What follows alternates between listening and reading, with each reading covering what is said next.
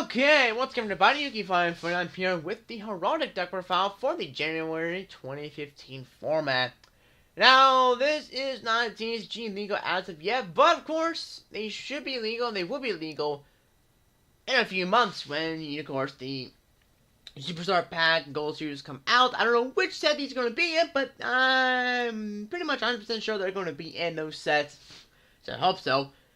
So basically, they should be TCG legal by summer. I want to say at least summertime. They should be TCG legal. But anyway, this is the versions the build I've been filling with. I've been having a lot of fun with. It's been working out very, very well for me personally. And yeah, that's going to get started with the deck profile. So first off, we have 3 Heraldic Beast Leo, 3 Heraldic Beast Aberconway, 3 Heraldic Beast Amphisbaena, I think is how I pronounce it, 3 Heraldic Beast Twin Head Eagle, 2 Heraldic Beast Unicorn, 2 Sunner Monk, and 2 Mathematician. I feel like a lot of these Heraldic Beasts are self-explanatory, but again, for those of you who don't know who these Heraldic Beasts actually do, because again, new players come in all the time, so you know, well, maybe obviously you maybe not be known by another person. So basically what Leo does, whenever he enters the graveyard, you can add 1 Heraldic Beast monster from your deck to your hand except for himself. And during the end phase, when he's normal summoned, he is destroyed. And you can only use the search effect of Leo once per turn. So you can't really stack, which is really nice because you can just do a lot of crazy shit shenanigans with Leo. With things like Lava Chain if you're able to use Leo multiple times. Aberconway, if you have multiples in your graveyard, you can banish 1 Aberconway to add 1 Heraldic Beast monster in your graveyard and add it to your hand. So it basically allows you to regain your hand, which is really nice. Amphisbaena, God, I hope they change his name in TCG because it's hard as hell to say it, at least for me personally. Pretty much allows you to kind of spam. It allows you to get Leo searches a lot more effectively. Pretty much you can discard 1 other Heraldic Beast monster and special summon it from your hand. And once per turn, you can discard 1 Heraldic Beast monster and negates 800 attack into the end phase, which I kind of personally forget about more than half the time because usually when he's on the field, I usually like end up exceed summoning using him anyway. That's a nice little effect there, which I kind of forget about.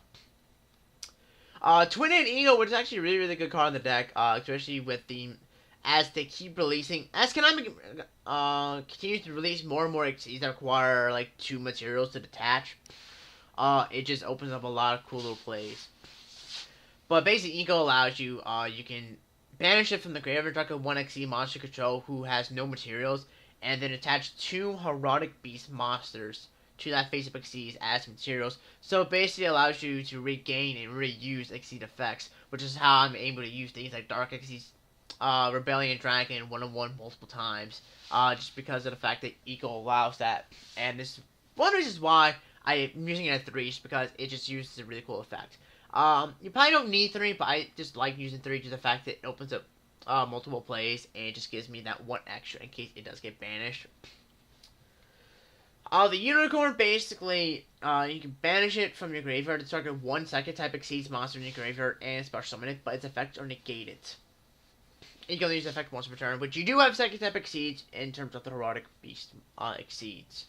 Of course, Monk, because of the mass amount I'm supposed to have, and that's just pretty much send my Heraldics to the graveyard, like Leo, Aberconway, Unicorn, and all that stuff, pretty much. It just allows the deck to my deck, and gives me a free draw when it's, of course, destroy a battle.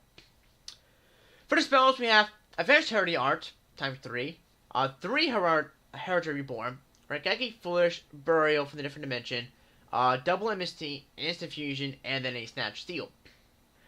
Now, Advanced Heraldry Art is Monster Reborn on fucking crack. This thing is so stupid. It really is. You can target your Heraldic Beast monster in your graveyard and special from both of those targets, and then immediately after this card resolves, XYZ summon 1 Xyz monster using those 2 monsters only. This card is amazingly stupid. It really is. And it's basically a card, this card that really makes Heraldic so good. I'm not saying like they're tier 1 status or anything like that, don't get me wrong, but in my opinion, it's what makes the deck as good as it is. Because the ability to pretty much just get the ability to have a 1 card Exceed is just nuts. You know, it's not as good as a Rekindling is, but it's still a very powerful card in my opinion. and just opens up a lot of plays. And also the fact that it's not a once per turn card means you can spam fucking Lemon tomorrow. And it's kind of how like Twin Falcon is, where where Konami's releasing more and more exceeds that require 2 materials to use their effects. You can just use those effects, use Advanced Heraldic again, go for another exceed, and just kind of spam fuck the board. So it's a really cool card. The Heraldic Reborn is just sort of another revival card. This deck has a lot of revival, and you can just throw in things like Call the Haunted, which is even more revival. So, this thing literally it's just mass revival what this deck loves to do. Merkaki's self-explanatory. The burden for the information, it just allows me to reuse Unicorn and Falcon multiple times. I might take this out. I don't really know. I'm still kind of testing it and all that stuff, but it's just the card I wanted to try out the deck because I thought it would be a pretty cool idea. And once I take it out, I'll probably put another trap or something like that. I'm not really sure. I might take it out and put in like a trap or something like that so I can kind of go off a little more effectively. So, I think the rest of the spells are pretty self-explanatory. So, onto the traps, you have Warning, Torrential, Bottomless, Compulse, 3D Prisons, and then 2 Breakthrough Skills. The reason for 3D Prisons is because I couldn't really think of anything else I wanted to put in the deck. But what I'm thinking I might end up doing is maybe take out Deep Prison and take out a Burial for double Trap Stun or double Wiretap. So I kind of negate traps and stop traps so I can kind of go off a little more effectively and a lot more easier. And to kind of hope I can OTK my opponent. And their breakthrough skills are pretty much kind of effect negations and to get in for the shadow matchup. A traditional deck like this, I do prefer breakthrough skill over the Phoenix Chain, so that way I can banish out the breakthrough skill from the graveyard to negate effects like Midrash, so I can use cards like the Advanced Heraldic to kind of go off on my opponents. Now the downside of Advanced Heraldic, which sucks ass, is Midrash shuts it down. Fucking sucks. I hate it, but still that's why we have breakthrough skill. For the exceeds, we have 2 number 8, Heraldic King, Genome Heritage. Even though, Shadows are a thing now, but there's still a lot of Exceed-based decks going around, like Satellite Knights, Burning Abyss, and stuff like that. So, Genome is a really good card, and it requires 2 level for Heraldic Beast monsters. And once per turn, you can target 1 face-up Exceeds monster opponent controls. This card's name and original attack become that monster's name and current attack. And this card's effect becomes that monster's original effect. Then, that monster's attack becomes 0 and its effects are negated. These changes last until the end phase. Really cool card. Really cool card.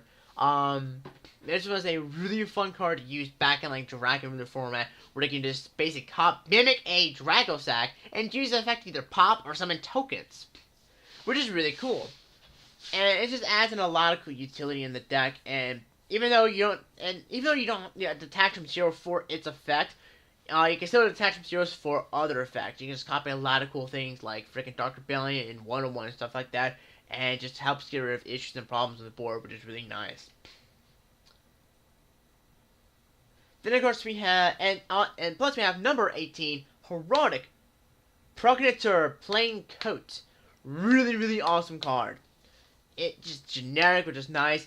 During either player's turn, if there are 2 or more monsters on the field with the same name, you can attack them in 0 from this card that target one of those monsters, destroy all other monsters on the field with the same name as that target. Really awesome card, in my opinion, especially with a lot of decks that are having monsters with the same names on the board, usually. Really good against things like zombies and some Teller Knights, and stuff like that. It's just really cool to actually have against those decks. But the big thing about this card is the fact that when it's into the graveyard, you can send 2 Heraldic Beast monsters from your deck to the graveyard, so it's Foolish Burial on crack, which is really nice, so I do like that a lot. Then for the rest of the extra deck, we have Dark Rebellion XYZ Dragon, number 1, we have the 101, Castell, Exoton Knight, which, amazing in this deck, really amazing because of Falcon, just the multi-use of Extinction Knight is awesome. Lava Chain, Emerald, because you still want that recyclability, Abyss Dweller, Galactic Cowboy, number 8, Leprosy and Berserk. So wish it did not say up to twice per turn because I could abuse the shit out of this thing so much if it was not up to twice per turn. Lightning Shadora, and then a Nodin because Instant Fusion and Nodin is just a really good card in the deck. It's a good card overall, but especially in this deck with the massive amount of low force you have, it's just so amazingly good in the deck. Just instant exceed fodder, instant exceed summon. But anyway, that's Heraldics in a nutshell. It's a really fun deck. I recommend anyone that really try the deck out. It's a really cool deck. It's a really fun deck. I like it a lot, and it's a really really cheap deck. And I'm definitely better than this shit IRL. It's really fun. I like the play style of it. I like just the massive amount of revival you have in the deck, and I like to have the ability to pretty much already used a lot of Exceed's effects, which is really nice. It's something a lot of decks don't have nowadays. There's a lot of decks that don't have is the ability to reuse their Exceed's effects once they lose their materials. So I like the uniqueness that this deck has for that. It is really cool. So anyway, give me your thoughts in the comment section below on the deck. It's really cool. And if you have any suggestions for the deck, feel free to leave them in the comments and all that stuff. And if you have any questions, feel free to leave them in the comments, and I'll be happy to answer them and all that stuff to the best of my ability. So anyway, I hope you guys enjoyed the deck profile, and I'll see you guys next time. Bye.